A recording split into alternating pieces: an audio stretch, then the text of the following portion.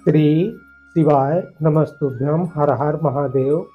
इस चैनल पर हम आपको परम पूज्य पंडित श्री प्रदीप जी मिश्रा के बताए हुए उपाय को करके दिखाते हैं और आसान भाषा में समझाने का प्रयास भी करते हैं। अभी हाल में ही चल रही कथा गुरुजी ने बहुत ही आसान और बहुत ही सरल उपाय बताए हैं। अब बढ़ते हैं गुरुजी के बताए हुए अगली उपाय की तरफ। गुरुजी ने बताया शंकर भगवान को 5 तरह के जल चढ़ते हैं। अगर आप हमेशा शिवालय जाते हैं, शंकर भगवान की पूजा अर्चना कर रहे हैं और आपकी विनती भगवान भोलेनाथ स्वीकार नहीं कर रहे हैं, तो आपको जल चढ़ाने का तरीका बदल लेना चाहिए। गुरुजी ने जल चढ़ाने के लिए 5 तरीके बताए हैं। 5 तरह का जल चढ़ाया जाता है शंकर भगवान मनोकामना पूर्ति के लिए, धन प्राप्ति के लिए, लक्ष्मी वृद्धि के लिए 5 प्रकार का जल चढ़ाया जाता है। तो सबसे पहले जल चढ़ाने का क्रिया आप ध्यान से सुने। गुरुजी ने बताया है सबसे पहला जल, जब हम घर से जल लेकर जाएं और मंदिर में पहुंचे, शिवालय में पहुंचे, सबसे पहले जल को आप सीधा शंकर भगवान के शिवलिंग पर समर्पित कर दें।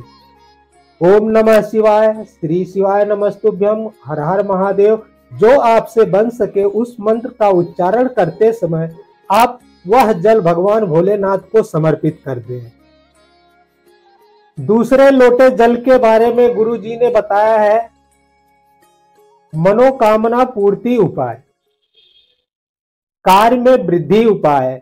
कोई कार्य आपका बहुत दिन से रुका है, कार्य आगे नहीं बढ़ रहा है, आपकी मनोकामना नहीं पूर्ण हो रही है, या आप सिर्फ भगवान के भरोसे हैं, आप सबका भरोसा छोड़ के सिर्फ भगवान के भरोसे अगर हो गए हैं, तो यह उपाय आपके लिए बहुत आसान और चमत्कारी उपाय साबित हो सकती है।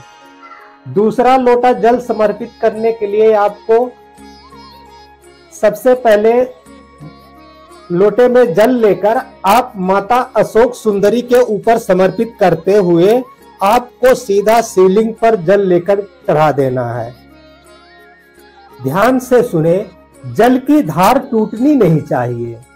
माता अशोक सुंदरी पर जल चढ़ाते समय आप ओम नमः शिवाय, श्री शिवाय नमस्तुभ्यम या जो आपसे बन सके उस मंत्र का उच्चारण करते समय आप उच्चारण करते हुए माता अशोक सुंदरी पे जल चढ़ाते हुए जल की धार न टूटे, आप माता अशोक सुंदरी से शुरू करें और भगवान भोलेनाथ के शिवालय पर लाकर जल समाप्त कर दें।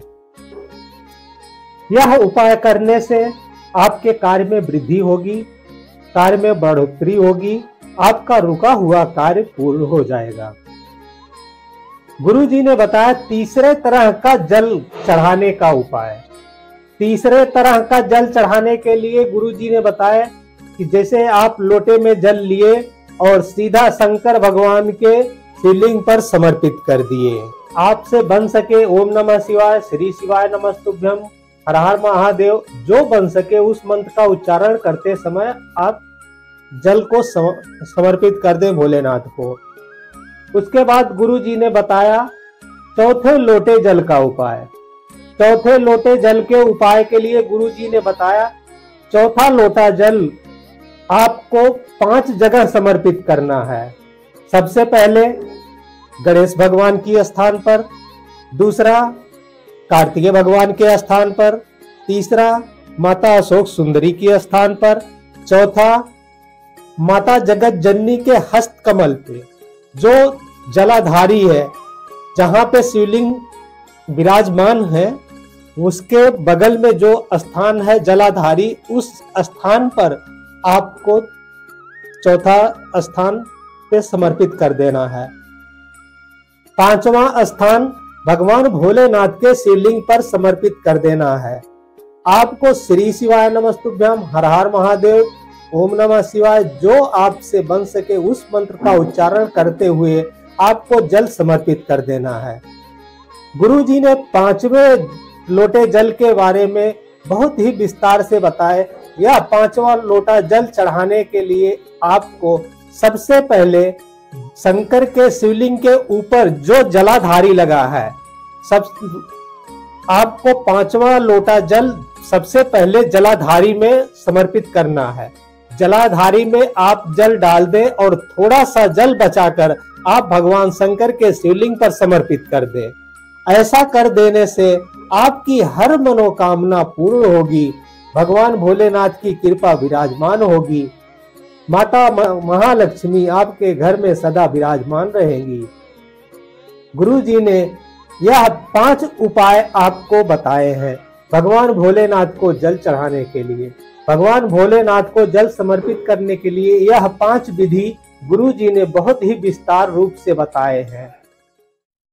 इस उपायों के बारे में अगर आपके मन में कोई सवाल हो तो कमेंट बॉक्स में आप पूछ सकते हैं। हमारी दी गई जानकारी आपको उपयोगी लगी हो तो कमेंट बॉक्स में हर हर महादेव अवश्य लिखें। भगवान भोलेनाथ आपकी मनोकामना पूर्ण करे। श्री शिवाय नमस्तुभ्यम। हर हर महादेव।